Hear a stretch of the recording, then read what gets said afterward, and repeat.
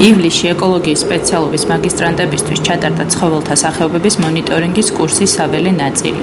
სტუდენტები კურსის ხელმძღვანელებთან, პროფესორებთან, ნათია კოპალიანთან და ზურაბ გურიელიძესთან ერთად იმყოფებოდნენ უნივერსიტეტის საკვლევ ბაზებზე, დაბა სტეფანწმინდასა და გრიგოლეთში, საიდანაც ყოველდღიურად ეწყობოდა გასვლები. გრიგოლეთის ბაზიდან ეწყობოდა როგორც საზღვაო გასვლები უნივერსიტეტის კატერით, ისე სახმელეთო მარშრუტები აჭარასა და სამეგრელოში. სტუდენტები აკვირდებოდნენ დელფინების სამივე სახეობას, იღებდნენ მათთან შეხვედრის ადგილების კოორდინატებს GPS სატელიტური ნავიგატორით. ითვლიდნენ მათ რიცხოვნობას, უღებდნენ ფოტოებს, შეგროვებულია მდიდარი ფოტო და ვიდეო მასალა, რომელიც შემდგომი ანალიზის შედეგად ცალკეული ინდივიდების და ჯგუფების იდენტიფიკაციის საშუალებას მოგცემს. გრიგოლეთში მუშაობის დროს ხდებოდა აგრეთვე შავი ზღვის თევზების რკბება, მათი ანაზომებისა და წყლის სინჯების აღება. ფრინველებზე დაკვირვების თვალსაზრისით საინტერესო იყო გასვლა პალიასტომის ტბასა და მდინარე ფიჩორზე, რომელიც კოლხეთის ეროვნული პარკის ერთ-ერთი ღირსშესანიშნაობის წარმომადგენელია. საველე სამუშაო წარმატებით ჩატარდა, შეგროვებულია საინტერესო მონაცემები სხვადასხვა სახეობების ძუძუმწოვრებზე, რომელიც დამუშავების შედეგად გამოყენებული იქნა ამ სახეობების მონიტორინგისა და ეკოლოგიური კვლევებისთვის.